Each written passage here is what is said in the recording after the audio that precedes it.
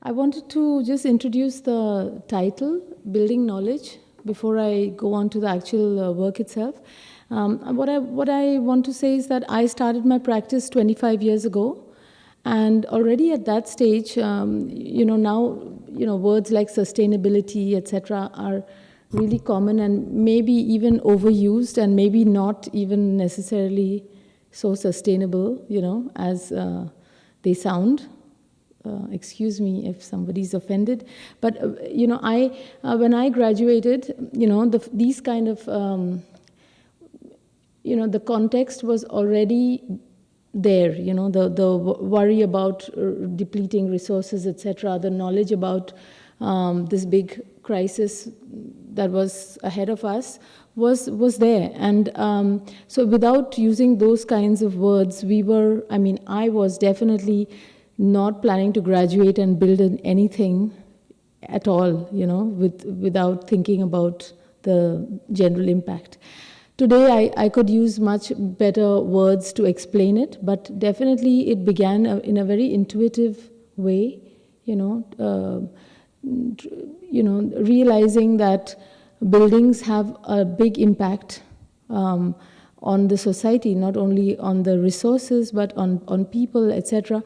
Bigger than every building that is made impacts many more people than the residents of the building. This is something that I was always aware of. So initially, I began feeling that the education that we were being given, or whatever we were taught formally, didn't expose us to, to how to respond to the crisis that we knew was coming. So I felt, this word building knowledge was something I felt like I had to chase the knowledge about building in a way that it would have less impact. But later, over the years, as I engaged with it more and more, and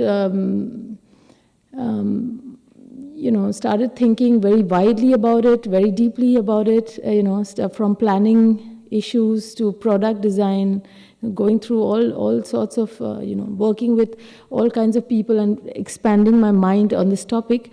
I started, now that I'm also a teacher of architecture, the last 7-8 years spent in academia. For me, the word building knowledge has a different meaning right now. The word building is the verb, and the project that I'm given is the opportunity to build knowledge through the act of building. The main building is actually the action of changing people and their level of awareness, not in a way that I'm imparting the knowledge, but in a way that a huge number of people are collectively building this knowledge, and I benefit from each of them as much as they benefit from the others. And I think we can't be so successful alone for what we need to find out for the future. And I really think that this knowledge is mainly, any knowledge actually, I think as a teacher, I have the opinion that knowledge is found through the curiosity, and through things that people don't know and want to know. And I think when we are many people working on a project together, we have many questions, and therefore we can have many answers. So with that, I would like to just begin with explaining the context in which you can understand my work. India,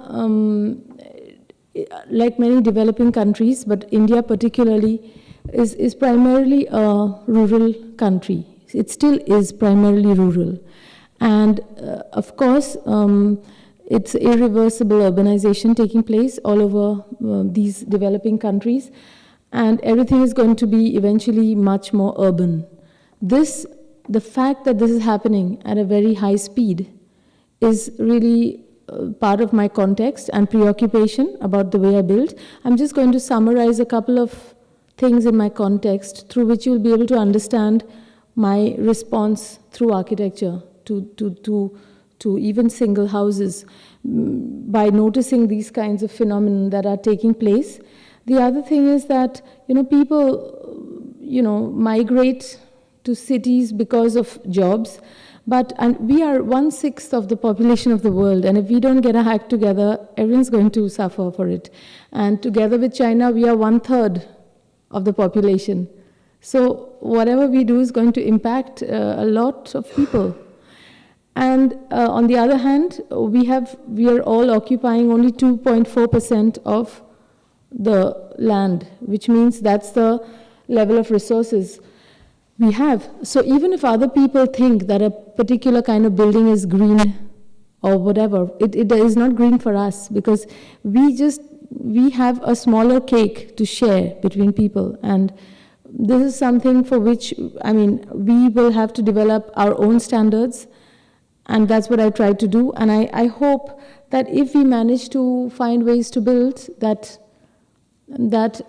through which, if we successfully manage to achieve such a low impact way of building, then we could, I mean, everybody in the world could follow that standard. If it's possible to build like that, then everybody should follow that as a green standard. Because right now, what is being certified as green buildings across the world are actually not going to be green. I mean, it's not something, if every Indian and Chinese are going to build with that standard that, let's say, the developed countries call green, then you need 6 planets or so. That's been calculated. So it's a utopian idea. That what we call green is not green. This is one of my concerns. The other thing is that, India and many other upcoming cities across the world in the South Zone are, projecting themselves, or they have the aspiration that the developed countries had after industrialization. And, globalization factors are affecting, similar aspirations, which are not sustainable neither on the ground. As you see animals and you see pigs roaming around and cows, you realize that there's no infrastructure to be given to those kind of buildings. So that is not the future. But my biggest concern in all of these is the social segregation that is unacceptable in our kinds of countries, what we see. So for instance, you see that middle skyline of the, outskirts of Delhi growing gradually, organically, without a regional plan, people building another floor as in how they need it. And then the moment you float those kind of, corporate offices wanting their kind of high-end structures, simultaneously you create slums, because you need to call those people to build these. So basically we are building those slums, and people don't see it as an integral part of the development that is also generated by these methods. So I'm concerned with the social segregation and the urban form that is now like this, There's a big contrast between people who have certain resources and those who don't. And this is not only in India, this is in Mexico, this is everywhere now, This is going to be the future skyline of future cities. So this is something that really bothers me. And I try to take this into account, because even when I left Bombay, it was not like that, They were you don't see it so stark, but you see the form shifting rapidly. It's almost like 2 cities live in the same place and don't go to the other person's areas. There's like 2 separate worlds in the same zone. And finally, the fact that all materials and the rich traditional knowledge that we had, whether it's with food, language, whatever, is all are swallowed into this kind of common expression, which is all these materials and techniques are replaced by reinforced concrete mostly. Apart from the fact that we don't have enough cement and steel, for each and every building, one should keep it for judiciously using through knowledge for building things that need it.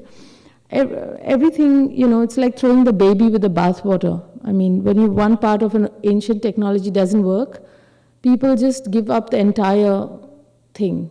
And so it's a too rapid a transition without thinking of the collective consequence. Each and every building simultaneously going in that direction without knowing how to build concrete scientifically. So the fact that you get bad quality buildings is another thing. So starting out with this kind of concerns, already 25 years ago, when I moved from Bombay to a very small rural area where an international city was planned, I felt like working on prototypes. So even if I would be given a single house to do, I always thought I thought of everything in terms of being a prototype for everything else I'm going to do. I was probably too idealistic. I was 23 years old when I did this first project, and I probably was very naive about many difficulties.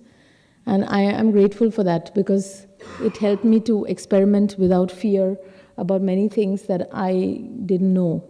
And I also, from then on, I realized, so I started replacing these, reinforced concrete roofs that you had. I was concerned with the roof, that it's insulated. I was concerned about using the work of the potters who were not able to sell their pots anymore. They used to make cooking pots, and, I used to pass them every day. And I wanted to use their work structurally rather than using those huge pots for landscaping, fake pots, in gardens, And that's like an accepted death, for pottery. So I wanted them to contribute in a more sensible, integral way to the building, so that they were not just a makeup item, but something that without indispensable part of the rest of the construction. And that way I thought that urbanization, which takes away their jobs, would actually ensure their livelihood. So it was of course, I knew there was never going to be such an impact. I was just doing one house, But I'm glad I thought that way, because over the years, people are building like this, even though it's in a very small bracket. But I always focused on, did not only focus on the building material itself in terms of lowering environmental impact. My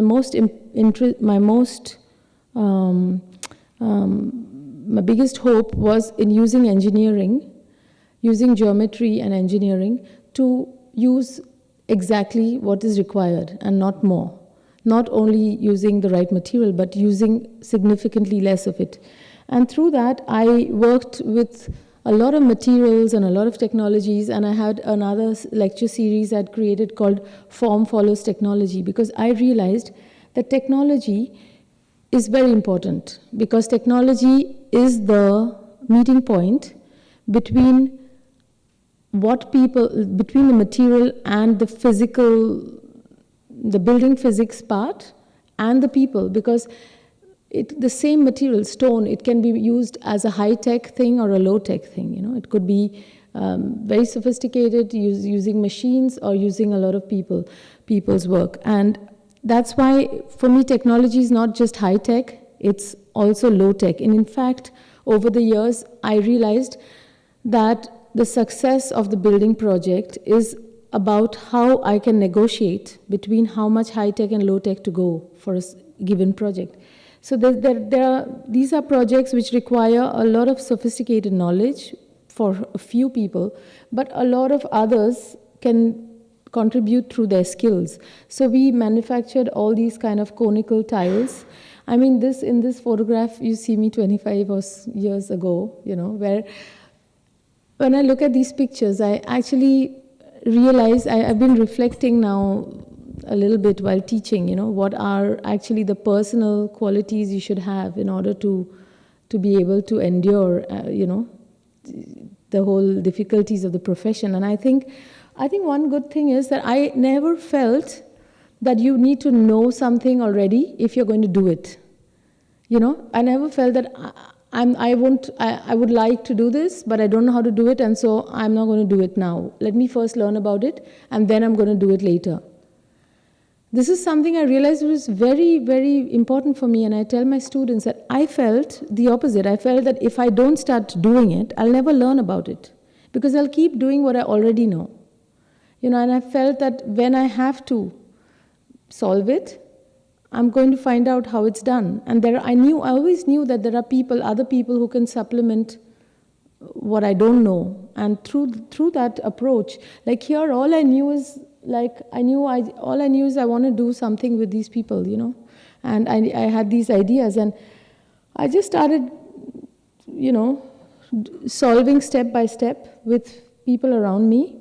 With one of the things I realized is that working with full scale, you can actually break a lot of barriers, because we have our own jargon and we exclude other people merely by the way we draw and by the way we are taught to draw and make models. And I think we do that mainly to solve our own design, but eventually to contribute, to communicate that to everyone else, it may not be ideal. So I started working with full-scale ideas, so that the craftsmen didn't have to only build what I told them to. The very fact that I explained to them in a manner that they could intelligently contribute, not just as through manual labor. They have had years of experience, and they have some kind of intuitive knowledge too. And so I realized that whoever works with me, I want them to understand everything that's going on, and even what we don't know and what we're trying to do. And so through these discussions, I managed, with all of their help, to be able to build a lot of things that I really didn't know, but I still had the leadership role, because I had the vision of it. I had the aspiration to build it, and I was the choreographer, but there were lots of people involved. So this technique was first used for my very first project, which was for a French artist who I sometimes wonder what made him go to me at that point, But I had struck a deal with him that he was allowed to change and asked me to change whatever, but not the roofing system. And not these ferrocement fins. That's another material I was investigating, because it's really thin. It's 2.5 centimeters, which is 1 inch. And we didn't get it that right in this case, but, I told him that there were some areas where he had to trust me, and those things I said I wouldn't compromise, but I did compromise on a lot of other things. And but anyway, I was very happy that this project got realized, and a lot of other projects followed. And after that, there was no looking back. And somehow I landed up building about 100 projects, before I went to Europe. And I had built all kinds of public buildings and a lot of buildings in the area of Auroville. But I always saw these buildings as an opportunity to test the next thing that we didn't manage to do previously, or that made sense. And it's amazing, because I realized that even in the same geographical location with the same climate and context, there's still so many different reasons that made us choose different materials for various projects. And in the end, we created quite a palette of different responses through materials and technologies and skills. So this was the house for Pierre. In the meantime, I had to build my own house, and I built this kind of a hut for myself, which was very low cost. And I lived here. It was very charming for me, because I'd come from this big city in Bombay, and I was living in a hut with a motorbike and a solar panel, a little bit hippie style. But it was the spirit of the place. A lot of people were doing very adventurous things. There were people from many parts of the world exploring different areas of research. So Auroville became a place where I landed up living for many years. And this hut, which I expected would last for a few years till I found something else to live, I landed up living there for 10 years, and eventually gave it to someone else, and I built my own house. But actually, through living here, I realized that I realized that life can be quite simple, and that we are actually quite flexible. We think we need this and that, but actually the human being, and I've seen a lot of clients always coming and asking for the house, for a new house, full of the baggage of the previous house, because they are accustomed to it. And that was very interesting for me, very liberating to find out that when you sometimes just go and live for some time, for a few days in a very different way, you'll come back with a new brief of what you would like to have or what you don't want to have.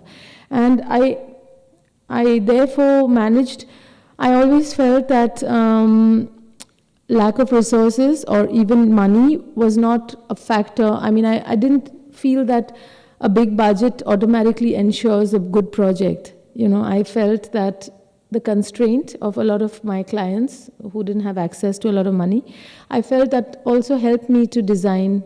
It gave me those constraints where I could be more creative because I had to find some clever ways to manage to meet their ends. But these are projects that followed from that kind of work, which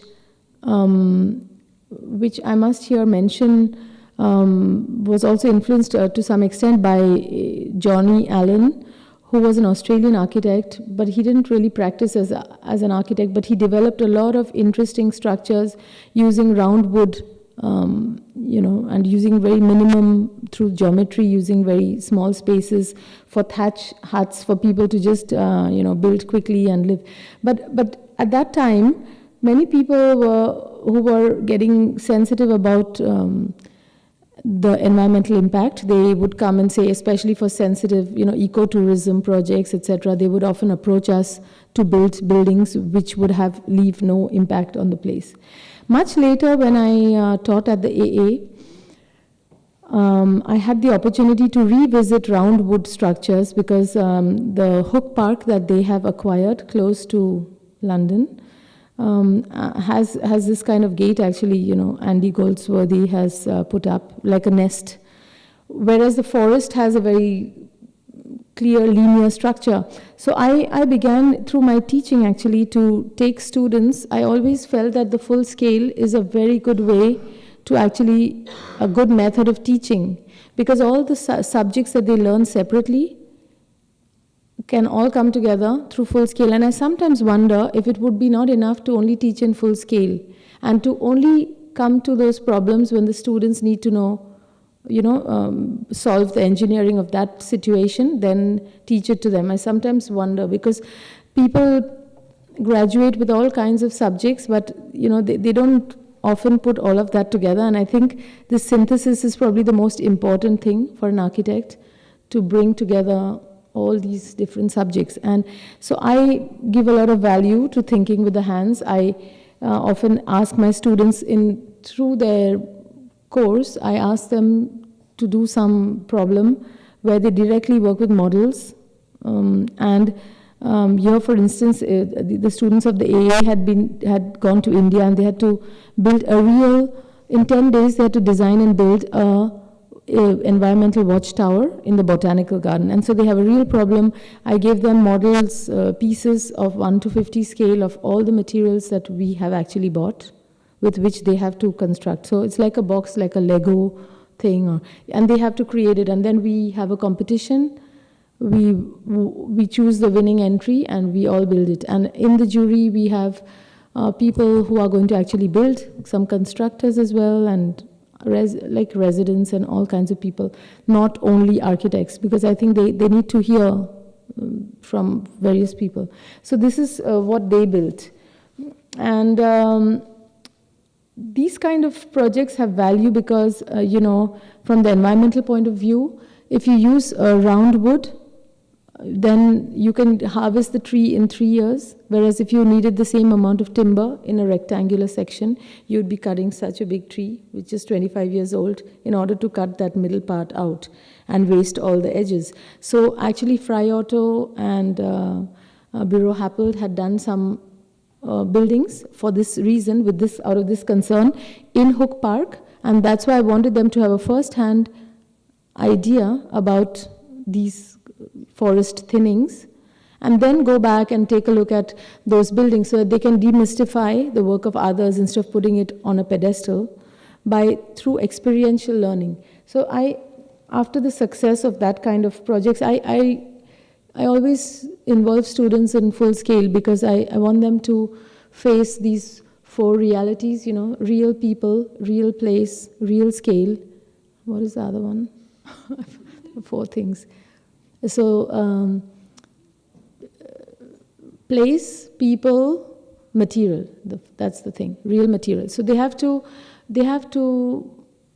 I mean, when they have to respond to those, then they have all the negotiations going on, and then they resolve they have an integral response to the whole thing.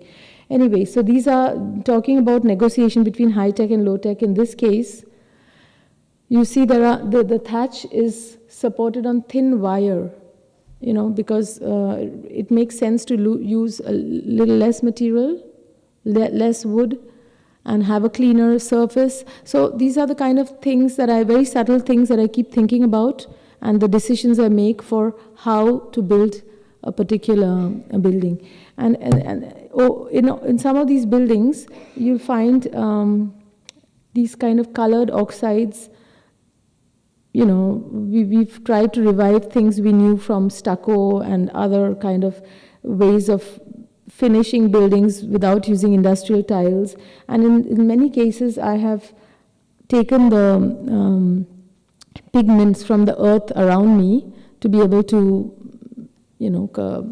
to use what is there, to see to what extent it's possible through the people and their skills, saving all the money that we are going to spend on the building, trying to spend the larger portion on the people rather than on the materials purchased from elsewhere, keeping the local economy healthy. So 10 years later, when I actually built my own house, this is called Wall House, which I rebuilt in Venice, then many years later, last Biennale. When I moved out of that place, this is the one I built. In this case, I revived the ancient brick that was being made, which is just 2.5 centimeters high. It was the pre-industrial brick that you see. Actually, it's very similar to the Roman brick and lime mortar. And I wanted to actually make the point that brick, when it was, we used to not be in favor of this brick, because these kind of bricks, local bricks, are very weak. They are less than half the strength of the proper bricks that are wire cut, etc. But I realized that, all these kind of LEED standards, etc., they say that bricks are not to be used because they require so much energy for firing them. I had the sense that if you use the local brick, which is made with the whatever clay there is, it's not ideal clay, it's not ideal fuel, they're firing it with coconut thatch or whatever they have. But maybe one shouldn't just call a brick a brick. There's all this kind of different scenarios in which brick is produced, and there's different performance. And I wanted to expose that the bad brick might be the good brick, so I wanted to, that's why I used it exposed.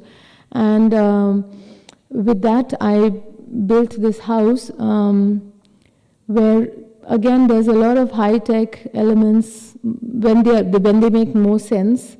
And otherwise, there's handcrafted elements, a lot of engineering. So this is the wall house, which actually, if you look at the ceiling here in the front, there are filler slabs using pots. They reduce the steel, structural steel, by using only about 40% of what would have otherwise been required. So all these ways of building actually are engineering solutions that use very little material. And through this, there are 7 or 8 different roofing and flooring systems here. And there are different windows that, according to the climate, you open this one or the other one. You can manually, like we change our clothes, you can actually change the skin a little bit and adapt to the season. And through these kinds of efforts, this house became for me a kind of a lab where I tried out many things, like floor finishes. This is a bathroom on the first floor run by a solar water heater. The ceiling was actually made for a large hall I had to make for a community housing project, and it was tested here. So, and this table was made out of the logs of a single rosewood tree. So there was so much experimentation. This is a mud layer on which the concrete is cast. These were all made for different projects elsewhere. So that's why when I was invited later to show my work at the Venice Biennale, the last one in 2012, I thought that if I showed this one project, It would involve the process and thinking, and these technologies were key solutions for many other large projects. And I thought this could be like a gateway into those. So these are the kind of, very low budget. Sometimes some of these are very low budget projects, and it was very interesting because, I mean, here we have rammed earth walls. I mean, very low cost, as in about $4,000 per. I don't know. This was about 10 years ago. So really low budgets, and where with a lot of thinking about how to develop skills for people in the place, but how to also upgrade the technology. For instance, this rammed earth has 5% of cement mixed in it so that it makes it water resistant. There are other people developing different technologies in that area. Like there was a French architect who created an earth lab in that area. We started testing, the more there was a demand for this kind of work, the more facilities came up, and there are a large collective of people working with sustainability issues in a more methodical way. But a lot of it is also happening just by experimentation and, review later on. So I built eventually a lot of housing. So this was my prototype for a higher density housing, where actually I wanted to test also how the infrastructure has to be redesigned, for if you want to mix harvested rainwater or wastewater that is treated after being spent on toilets, and if you want to mix that all in a kind of hybrid system, or if you work with hybrid energy systems, it's interesting to know what the prototype can tell us from point of view of replicability for housing and for public buildings. So I did both. I did this in 2 large-scale projects to determine what kind of things are required for this climatic zone. And so here you see those rammed earth walls and the people who live here. It was called Urban Eco Community, and all of these residents, they participated in different ways in the building. And these are other systems, like for instance, this kind of a hand-extruded terracotta system. Tried again, this is a picture in the wall house, where they are just placed in between a few beams that are prefabricated. So it's again a high-tech, low-tech solution that allows you to build very quickly and have large modern spaces with big spans, and the hot air can escape through these gaps in the streets that we have built on upper level. So these were projects meant to have some structural solutions for future more urban high density housing. But one of the most radical projects that I've done, it's called Building with Fire. I call it Building with Fire because I later did my PhD on this topic after having built a few structures through this technique, which I'm going to tell you. There was a ceramist from California who had settled in South India, and he had an architecture background, but didn't complete his studies as an architect. But he brought these two fields together by finding a way to fire large mud houses after building them. And I used to be interested in the work of anybody who's advancing any new technology. And I used to closely follow his work, and I built a few houses, 3 projects in this technique. And eventually, much later, I realized there's much more to be understood about it, and I did my PhD on this topic. I called it Building with Fire because for me, fire was the cement in this case. It involved, this is his work, it involved building a brick kiln. And I'm also brought this in because I noticed the brick kilns that Bijoy has shown here in the exhibition. But the typical traditional brick kilns in India and Africa are pretty much the same technology that was used from the first brick. So, brick is very important for me in my work, because I realized that brick was the first building material and it never went out of use. Even right now, in some areas in the world, there are very high-tech, sophisticated bricks being made, robotically placed in position. And in some other parts, the same old way, since the first kiln, it's just going on that way.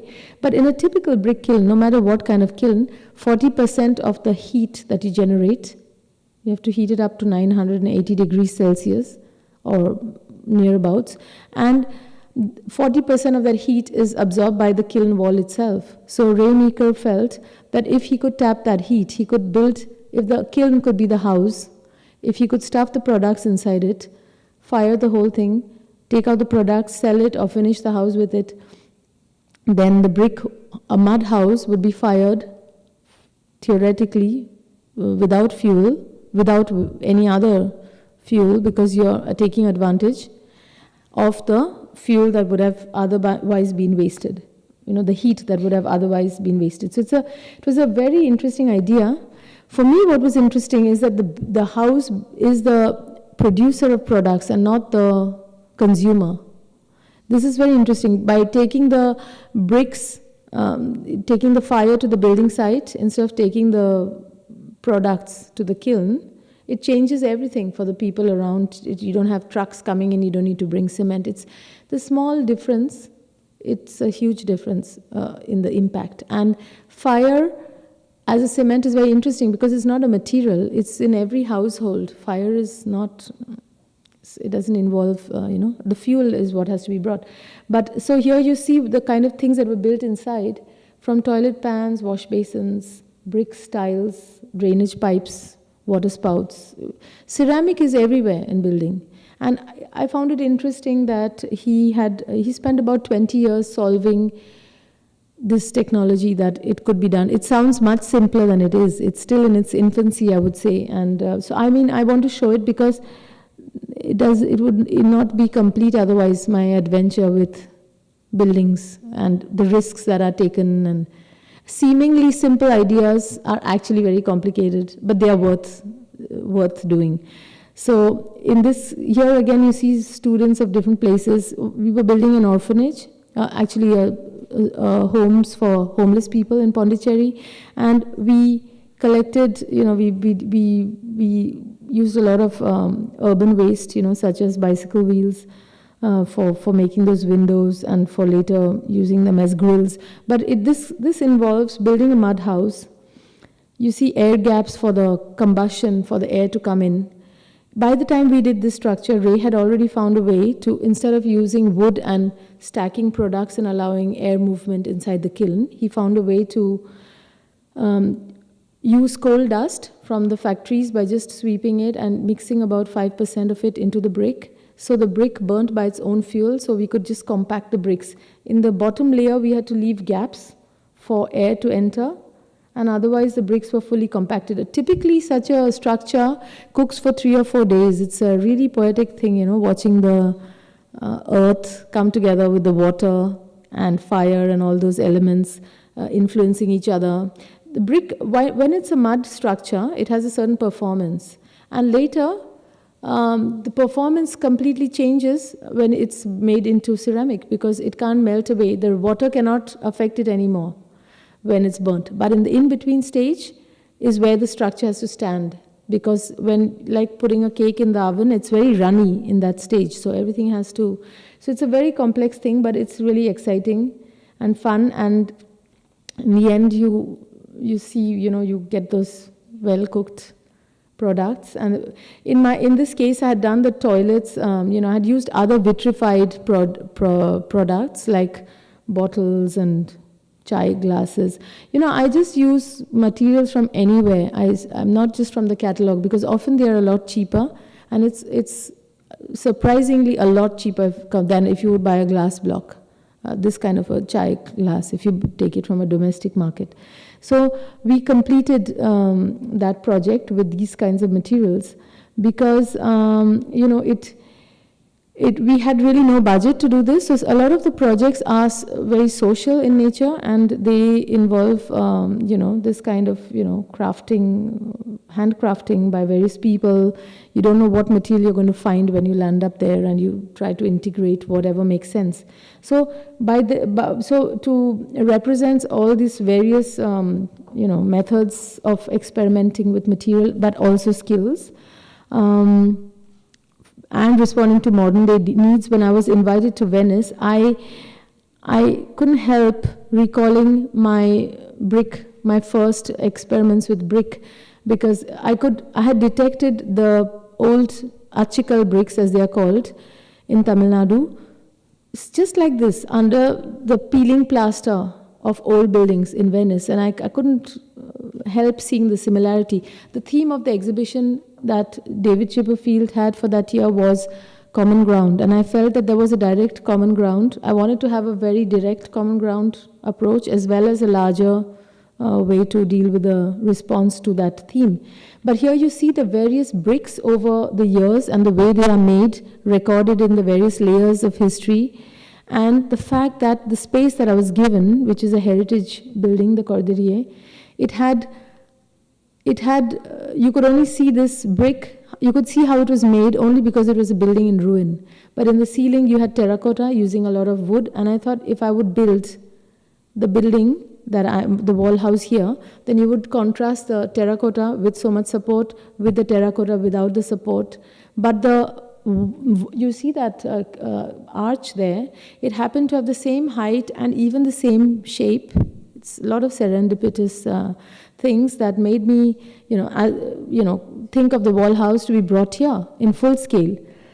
And so I had the opportunity then to start documenting a lot of my work which has gone undocumented, because at that time I was so in a totally different reality, and sometimes a photographer's budget would have cost the same as a house, and I would sometimes say, forget it, I don't need to record. I was so part of it, I didn't want to have to record everything, because everything was worth recording. So I didn't want to be just a spectator, so I just often didn't record. But this gave me the opportunity to actually show the making of a single brick, but actually show the whole landscape, including all the people and the communities. Huge numbers of people are involved in each of this, and it affects the whole landscape. This is the landscape you see. This is how they fire it. This is, they do it when they're not doing the rice growing. So there's a whole annual cycle. There's a whole story. And if you use that or don't use it, just without thinking, you displace a lot of things without thinking. And so the more one knows the landscape, one can't not consider that in the material choice in a project, I feel. And that's why this is what I mean by building knowledge. Having knowledge about the place has affected my response in these ways. But I had the opportunity to document everything, and to show how these things are made, and not only show the piece. Architects are very famous for not showing people on their photos. And probably that's why I didn't like those kind of photography anyway, because it gave a very false impression. It looked all very glamorous compared to the reality in which it is. So I found my work looking quite false sometimes, But then I had the opportunity to really show what it means doing this, and all this. Here you see the coconut shells with which these are cooked, and you see how many hands are involved, in producing one house. How many thousands of hands you look at all the people working hard to get one little thing out. And, it's very interesting and impressive for me. For instance, this very poetic landscapes that you find, this is a lime kiln. And people have suddenly they have a graduation with architecture and engineering, and they start prescribing Portland cement.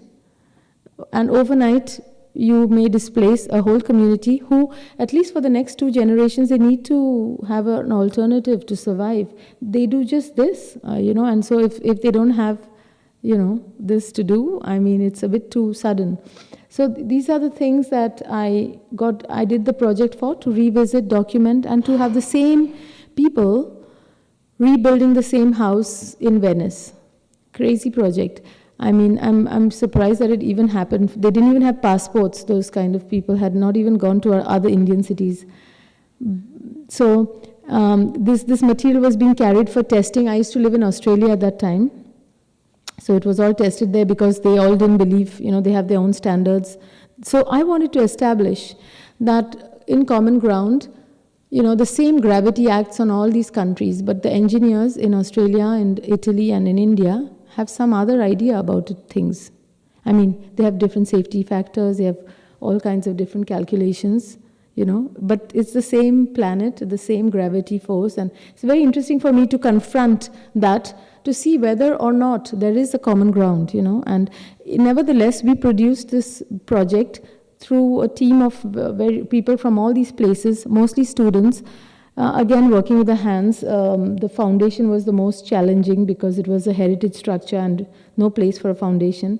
But to keep it authentic and poetic, we brought every single material from there so that it didn't look later that it merged only because the material was Venetian. I wanted to show that a common ground exists. We are anyway more common than different. I wanted to show it doesn't matter where you're from. What matters is how you relate to where you are, because we are the same human beings and there is common ground. So, but I brought all these materials, every stone and earth, everything, and the craftsmen came from India, the same ones who built my house. These are the current Venetian bricks, by the way, that I had put under the foundation to show where they are located. The team of Indians, the team of Australians, the team of Venetian students, learning through the 6-week period to do everything, learning to build a whole house from drawing to engineering, material specification, everything. So for me, research, academia, profession, and livelihood of everything is all one. So it can all happen simultaneously. And these are the kind of negotiations that used to take place between people when they go to buy things. They were all not agreeing how strong something has to be. And, while doing an exhibition, even beyond the purpose of the exhibition, so that's what I mean, that every project is an opportunity for lots of people to learn a lot of things, which is what happened in this case.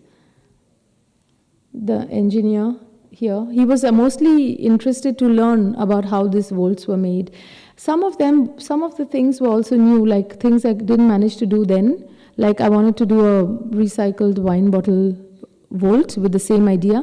We managed to do those things here. And finally, when the exhibition was complete, this is the kind of dialogue you had between the Venetian wall and the South Indian wall. And I wanted to show that everything can fit together. If you desire confrontation, or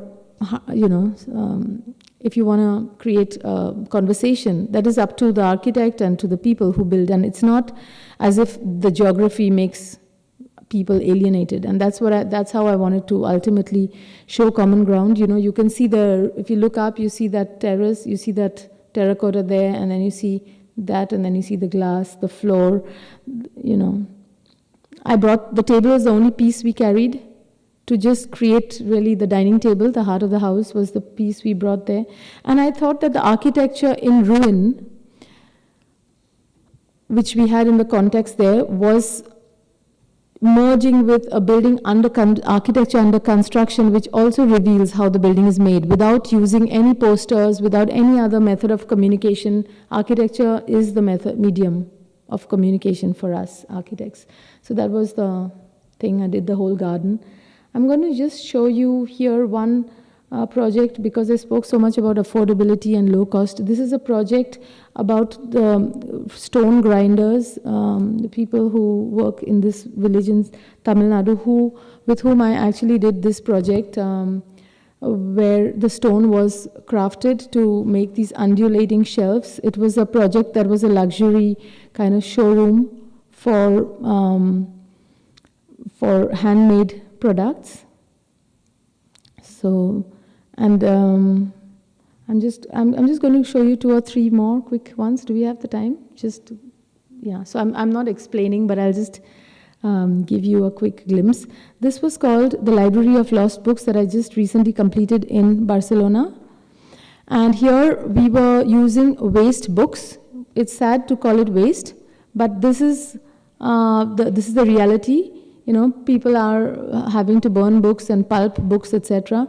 And we were saying it doesn't matter. I wanted to explore, for our students to explore any material as a building material, so they made sofas, etc. But what I did here was to conserve the life of the book. As they pack ham, I actually vacuum packed those open books and made large trees with this and created spaces for reading so that you don't segregate between people who want to read books or read digitally.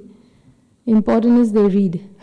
So, okay, I don't want to elaborate these ferrocement experiments, but one of the things I'm now working with is using origami.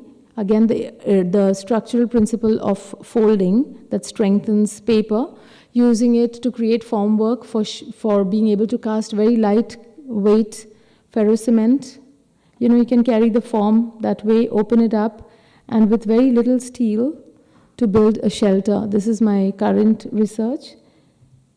And using the same material of ferrocement, I'm working on, with my students, I've built a kind of container block for this kind of villages. You see, this is what the Indians are doing now with oil paint, because they've got digital painting. And people who are sad are actually using colors to liven up their lives. So we've also used some of those colors. So this is the last project with which I'm ending. I wanted to show that I'm working with very, very small spaces right now for this affordable, it's called Fulfill Homes. And each and every space, for all their furniture, it can remain bare, but whereas the walls can actually contain all the various things they have, all the various possessions. This is a kitchen block, for instance. There's a kitchen block and toilet block, and all the sanitation and everything is worked out, and people can assemble these homes within 4 or 5 days. And because ferrocement needs to be folded, I'm using the folding to gain volume of space, which will also act as insulation. And we tested this first with children in 1:2 scale.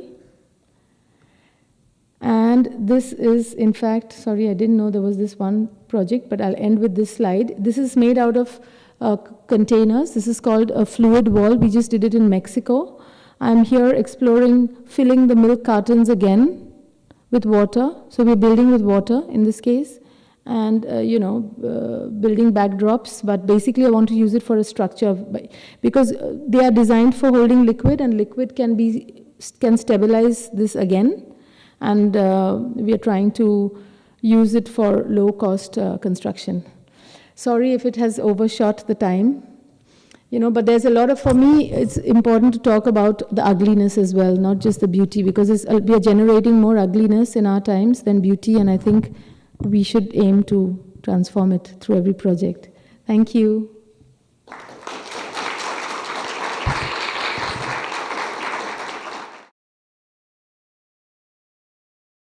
Thank you for the most interesting presentation. You explained at the beginning what you meant by the expression building knowledge. You made that very clear.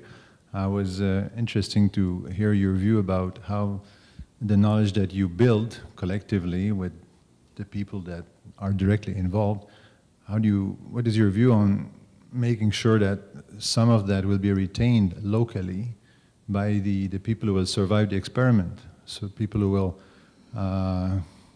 continue to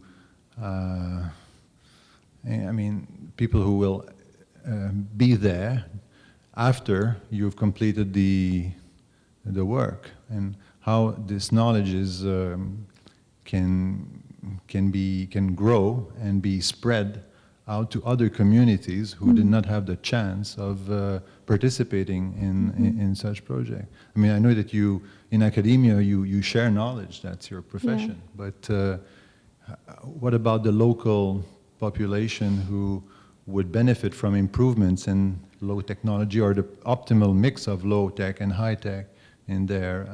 One of the things that I noticed after the very first few projects, I noticed that those craftsmen were immediately getting employed by everybody because they had done things at my cost over and over again, and they were very good. by the end of it. So the first thing is that the wages for masons in that area have gone up because lots of people have gone through all this, and every building you create, it sets new standards for that area. So many people see it as a bad thing, but I find it good because there's a lot of economic disparity, and I think it's good if they command a better price today. So I know that this kind of working has given a lot of people confidence. A lot of the masons dare to, come out with their own ideas and suggestions, for instance, but they're also being called to various other places. And I think it has its own, there are several buildings in that area that are built with some of these techniques.